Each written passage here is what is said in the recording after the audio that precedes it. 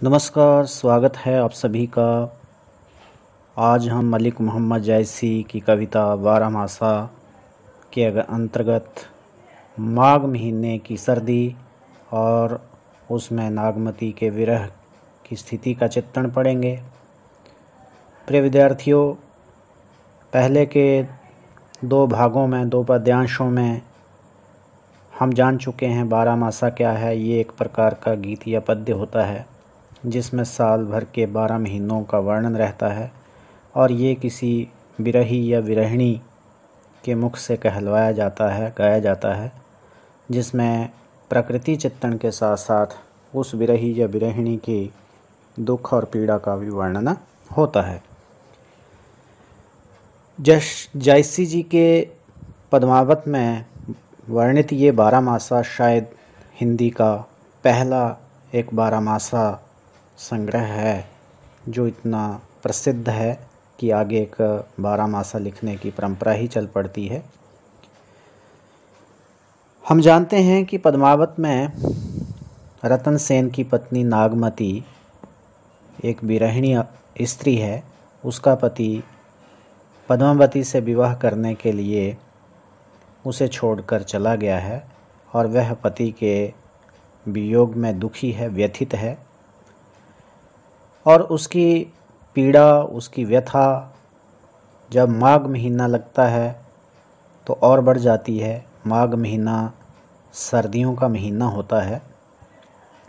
तो आइए हम पढ़ते हैं बारहमासा के अंतर्गत माघ महीने का वर्णन और उसमें नागमती के विरह का चित्रण। लाग्यो माह परे अब पाला, बिरह काल भयु जड़ काला।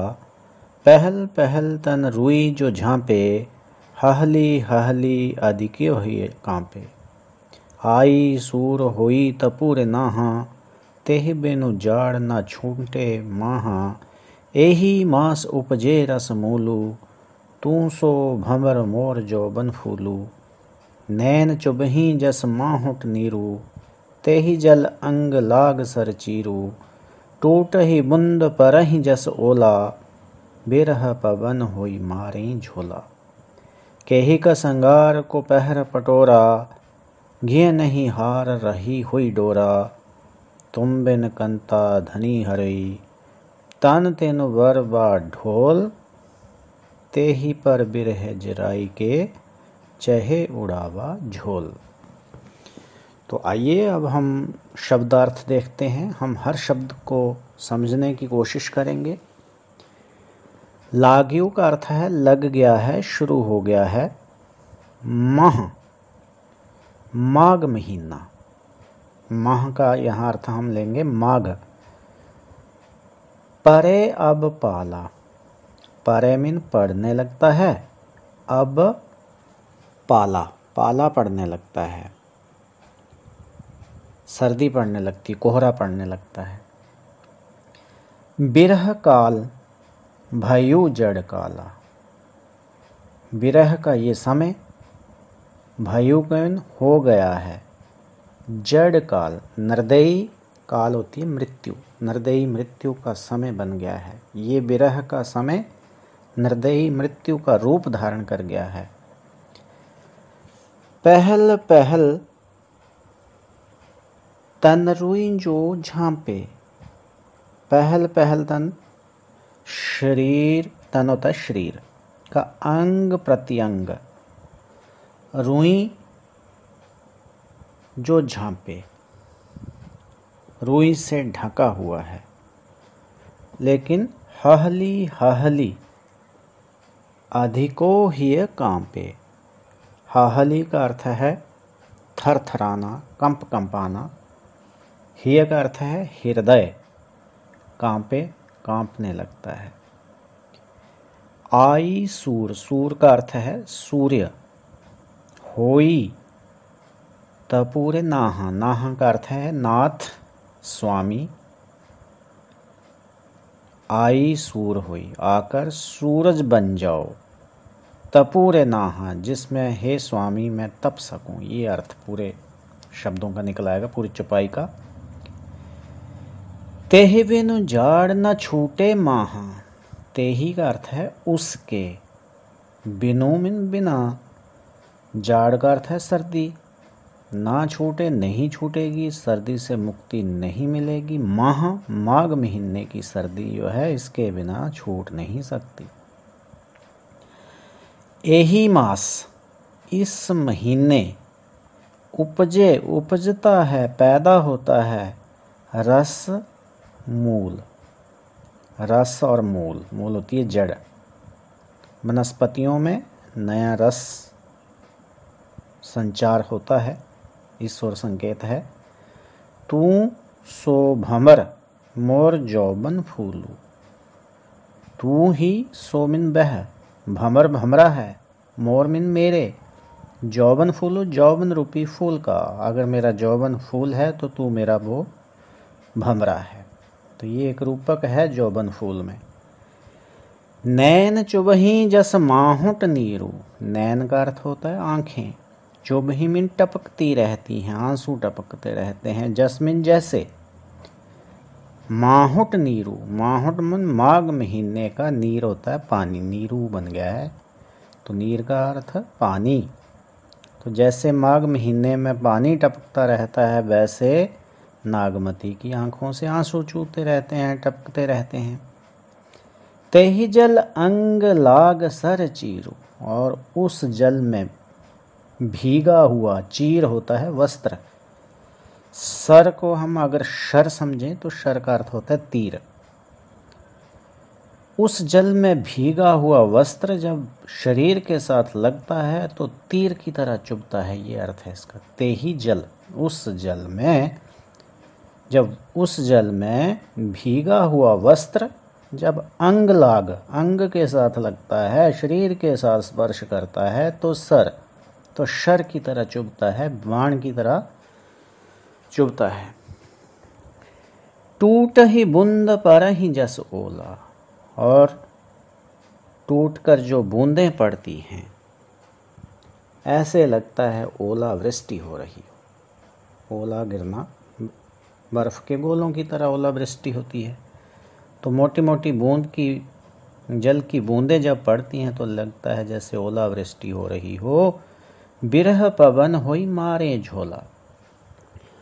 और विरह जो है पवन बनकर, हवा बनकर, झोला का अर्थ है झोलना, झकझोरना, हिला देना, झकझोरने का काम करती है। केहिक सिंगार को पहर पटोरा। केहिक का अर्थ है किसके लिए। सिंगार, श्रृंगार करूं, को पहर पटोरा, किसके लिए। पहर का अर्थ है पहनूं, पटोरा का अर्थ है पट वस्त्र। पटोरा पट से बना है और पट का अर्थ होता है वस्त्र। तो नागमती क्या कह रही है, केहिक सिंगार, किसके लिए सिंगार करूं, को पहर पटोरा, और किसके लिए वस्त्र पहनूं। गिय नहीं हार। गिय का अर्थ होता है गर्दन, गला। नहीं हार, कोई हार नहीं है, मेरे गले में कोई हार तक नहीं है। क्यों नहीं है। रही होई डोरा। डोरा धागे की तरह पतली हो गई है गर्दन। तुम बिन, तुम्हारे बिना। कंता, पहले भी ये शब्द आए हैं। कंत का अर्थ होता है प्रियतम, स्वामी, पति भी कह सकते हो। धनी शब्द भी पहले हम जान चुके हैं। धनी का अर्थ होता है स्त्री। हरुई, हरुई का अर्थ है हल्का हो जाना, क्षीण हो जाना, कमजोर हो जाना। तन, शरीर, तिनुवर, तिनके की तरह। भार डोल, डोलने लगता है, हिलने लगता है, कांपने लगता है। तेहि पर विरह जराई के।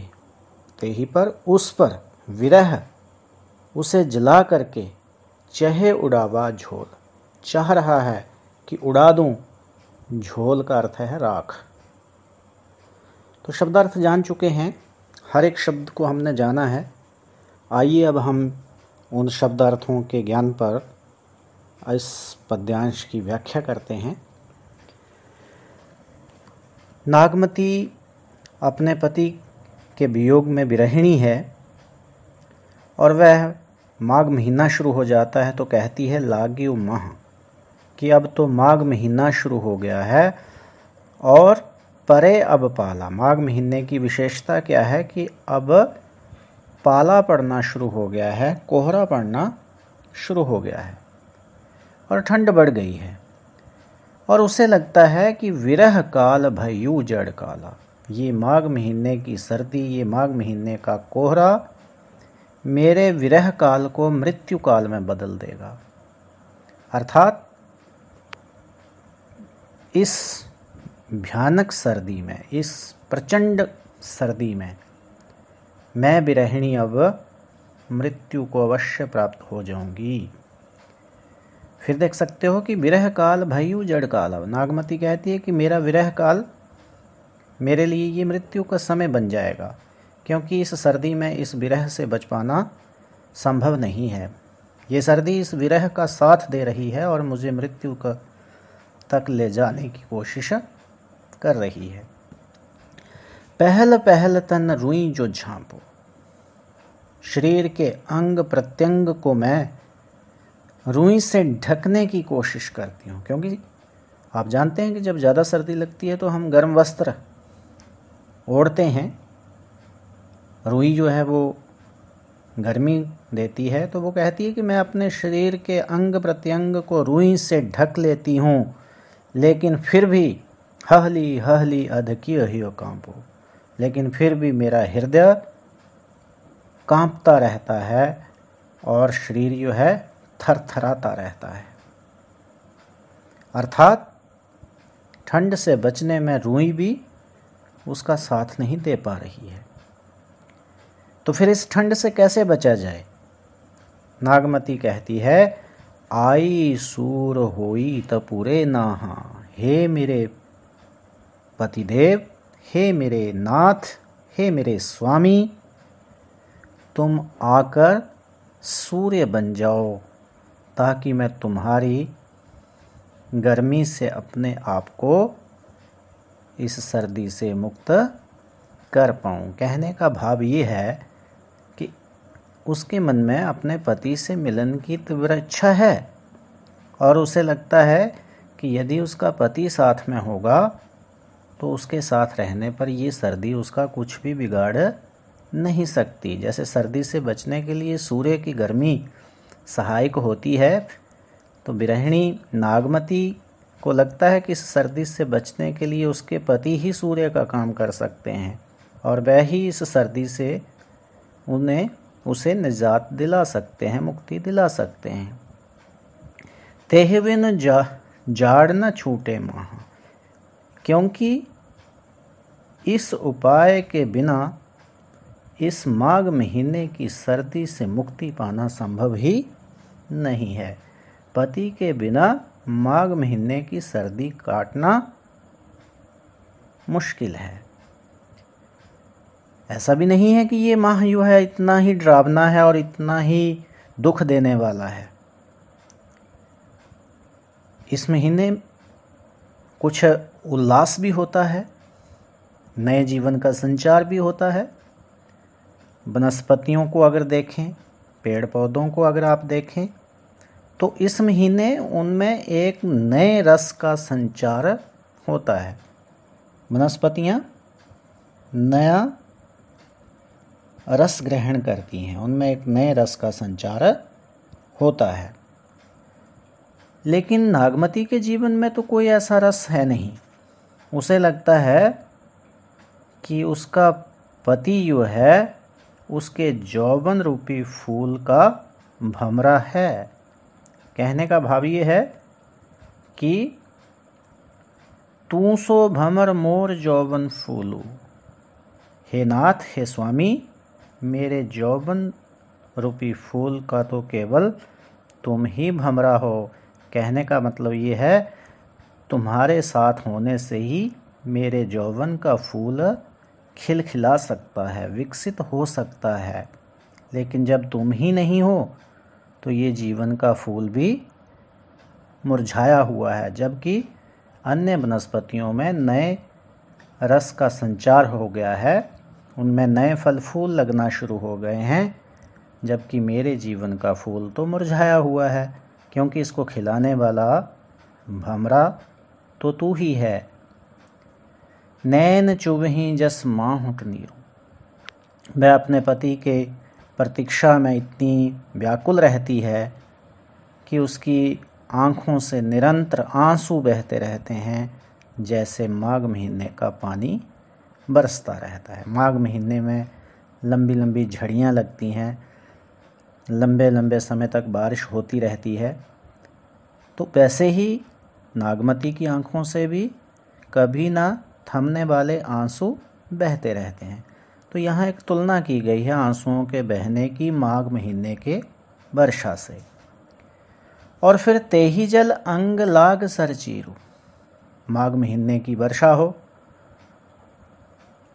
तो ठंड और बढ़ जाती है, पानी बहुत ठंडा होता है, और जैसे उस पानी में भीगा हुआ वस्त्र अगर शरीर को लग जाए तो तीर की तरह दुखदाई होता है, तीर की तरह चुभता है।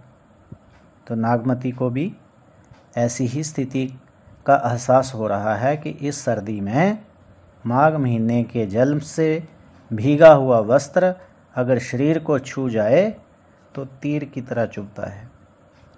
प्रिय विद्यार्थियों, यहाँ हम ये अर्थ भी ले सकते हैं कि उसकी आंखों से निरंतर आंसू बहते हैं और आंसुओं से उसके वस्त्र गीले हो जाते हैं, क्योंकि माघ महीना है तो गीला वस्त्र जब शरीर को स्पर्श करता है तो फिर तीर की तरह दुखदाई प्रतीत होने लगता है। टूट ही बूंद पर ही जस ओला। वर्षा की मोटी मोटी बूंदें पड़ती रहती हैं, ऐसे लगता है जैसे ओले गिर रहे हों, ओलावृष्टि हो रही हो। विरह पवन होई मारे झोला। और विरह जो है, मेरा विरह जो है हवा का रूप धारण करके मुझे और झकझोर डालता है। जैसे माघ महीने में वर्षा पड़ रही हो, ऊपर से हवा चलने लग जाए तो वो ठंड को और बढ़ा देती है। तो वैसे ही वो पहले ही विरही है, तो उसका विरह जो है, उसका दुख जो है, वो हवा का रूप धारण कर लेता है और उसे और ज़्यादा झकझोर डालता है। नागमती को जीवन में कोई भी साज श्रृंगार अच्छा नहीं लग रहा, क्योंकि उसका पति उसे छोड़कर अन्य स्त्री की तलाश में अन्य स्त्री से विवाह करने के लिए निकल चुका है। तो ये पीड़ा उसके मन में कसक बन करके बैठी हुई है। इसलिए केहिक श्रृंगार को पहर पटोरा। वो कहती है, मैं किसके लिए श्रृंगार करूं, किसके लिए नए वस्त्र आभूषण पहनूं, क्योंकि उसका सजना संवरना, नए वस्त्र आभूषण पहनना अपने पति को प्रसन्न करने की दृष्टि से ही होता था। लेकिन जब पति ही छोड़कर चला गया है तो उसे सजने संवरने और नए वस्त्र पहनने का कोई औचित्य ही नज़र नहीं आता। अब इनमें उसकी कोई रुचि ही नहीं रह गई है। इसीलिए वह कहती है कि किसके लिए श्रृंगार करूं और किसके लिए नए वस्त्र पहनूं। गिए नहीं हार रही हुई डोरा। अब वस्त्राभूषण भी कोई नहीं है, आभूषण कोई नहीं पहना, यहाँ तक कि गले में एक हार तक नहीं है। हार ना होने का कारण कवि ने कुछ और भी बताया है, और वो है कि उसके गले में हार इसलिए नहीं है क्योंकि उसकी जो गर्दन है वो सूख कर धागे की तरह हो गई है। इसमें व्यंजना ये है कि अगर वो पहनना भी चाहे, गले में हार पहनना भी चाहे, तो गर्दन सूख कर धागे जैसी हो गई है कि वो हार का भार भी सहन नहीं कर सकती। तो मान लो गहना पहनना, गले में हार पहनना संभव ही ना हो, एक अर्थ ये भी व्यंजित हो जाता है और ये अतिशयोक्ति है फिर। लेकिन सामान्य अर्थ हम ये लें तो उसके गले में कोई हार तक नहीं है। हार इसलिए नहीं पहना है क्योंकि उसे कोई आभूषणों में भी रुचि नहीं रही है, लेकिन कवि ने एक नई व्यंजना दे दी है कि हार वो पहन ही नहीं सकती, क्योंकि उसकी गर्दन तो दुख के मारे सूख कर धागे की जैसी हो गई है जिसमें हार का भार सहन करने की क्षमता है ही नहीं, तो हार पहने कैसे। तो आगे बढ़ते हैं। तुम बिन कंता धनी हरुई, तन तिन वरवा ढोल, तेहि पर विरह जराई के, चहे उड़ावा झोल। तुम बिन, जैसे हमने पढ़ा था, तुम्हारे बिना हे नाथ, हे स्वामी, हे पतिदेव, तुम्हारे बिना तुम्हारी जो स्त्री है, तुम्हारी जो पत्नी है, वो अत्यधिक दुर्बल हो गई है, बड़ी ही कमज़ोर हो गई है। उसका शरीर तिनके की तरह हल्का हो गया है, तिनके की तरह हिलता रहता है। तेही पर विरह जराई के, एक तो वो सूखकर तिनके जैसी हो गई है, ऊपर से विरह उसको जला डालना चाहता है, और मान लो उसे जलाकर उसकी राख बनाकर उसे उड़ा देना चाहता है। तो ये पंक्तियाँ जो हैं वो नागमती के विरह की स्थिति को दिखाती हैं। तो हमने विस्तृत व्याख्या इसकी कर ली है, समझ लिया है, माघ महीने की विशेषताएं भी जान ली हैं, और उन विशेषताओं के साथ साथ नागमती के विरह की स्थिति को भी समझा है। तो आइए हम थोड़ा सा काव्य सौंदर्य देख लेते हैं। तो सबसे पहला बिंदु तो हम यही लेंगे कि कवि ने इस पद्यांश में एक तरफ तो माघ महीने की भीषण सर्दी का चित्रण किया है, प्रकृति चित्रण है, तो साथ ही नागमती के विरह का वर्णन भी यहाँ किया गया है। प्रकृति का चित्रण जब किसी दूसरे भाव को उभारने के लिए किया जाए तो उसे हम प्रकृति का उद्दीपन रूप कहते हैं। तो ये वही रूप है। अब हम अलंकार देखते हैं। अलंकारों में आप सबसे पहले अनुप्रास अलंकार देखने की कोशिश करें। अनुप्रास अलंकार आप कई जगह देख सकते हो। एक दो उदाहरण मैं आपको बताता हूँ।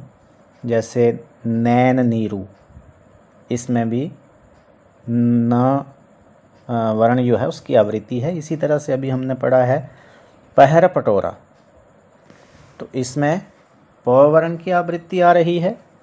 तो ये अनुप्रास अलंकार का प्रयोग हुआ है। इसी तरह से यहाँ अतिशयोक्ति अलंकार, जैसे मैंने कहा, भी प्रयुक्त हुआ है। जैसे गर्दन का सूखकर धागे की तरह पतला हो जाना और उसमें हार तक को संभालने की क्षमता ना रह पाना, तो ये वर्णन जो है बिल्कुल अतिशयोक्तिपूर्ण है। तो आप यहाँ अतिशयोक्ति अलंकार भी कह सकते हो। इसी तरह से जौबन फूलू में रूपक अलंकार देखा था हमने, क्योंकि जौबन को फूल का रूप दिया गया है, तो ये रूपक अलंकार है। और भी अलंकार हम देख सकते हैं, जैसे पुनरुक्ति है, विप्सा है, ऐसे अलंकार यहाँ हैं। जैसे जब एक ही शब्द दो बार आता है, जैसे पहल पहल, हल्की, हाहली हाहली जैसे शब्द जो हैं, इनमें पुनरुक्ति प्रकाश अलंकार आप बता सकते हैं। अगले बिंदु में हम इसके छंद की स्थिति देखते हैं। पहले वाले पद्यांशों की तरह यहाँ भी चौपाई है और दोहा छंद का प्रयोग हुआ है। ऊपर जो पंक्तियाँ आ रही हैं चौपाई में है और अंतिम दो पंक्तियाँ जो हैं ये दोहा छंद में रचित हैं। फिर अगर रस की बात करें तो यह वियोग श्रृंगार का यहाँ चित्रण है, तो विप्रलम्ब श्रृंगार रस का प्रयोग यहाँ हुआ है। और भाषा, अंतिम पद जो है, अंतिम पंक्ति जो है वो हम भाषा से जुड़ी लिख सकते हैं। तो इस पद्यांश की भाषा ठेठ अवधि है। तो ये था 12 मासा चित्रण के अंतर्गत माघ महीने का वर्णन और माघ महीने में नागमती की विरह अवस्था का चित्रण। तो मैं आशा करता हूँ कि ये पद्यांश आपको समझ आया होगा। पहले दो पद्यांशों को यदि आप दोबारा पढ़ना चाहते हैं तो उन दोनों के जो लिंक हैं, वीडियो लिंक हैं, मैं इस वीडियो को कमेंट बॉक्स में डाल रहा हूँ। आप उन पर जाकर क्लिक कर सकते हैं। उन दोनों आगहन महीने और पौष महीने का जो वर्णन है उसकी व्याख्या आप वहाँ से जान सकते हो। मैं आशा करता हूँ कि ये मेरा वीडियो लेक्चर आपके लिए कुछ तो उपयोगी अवश्य सिद्ध होगा। इसी मनोकामना के साथ आपका बहुत बहुत धन्यवाद।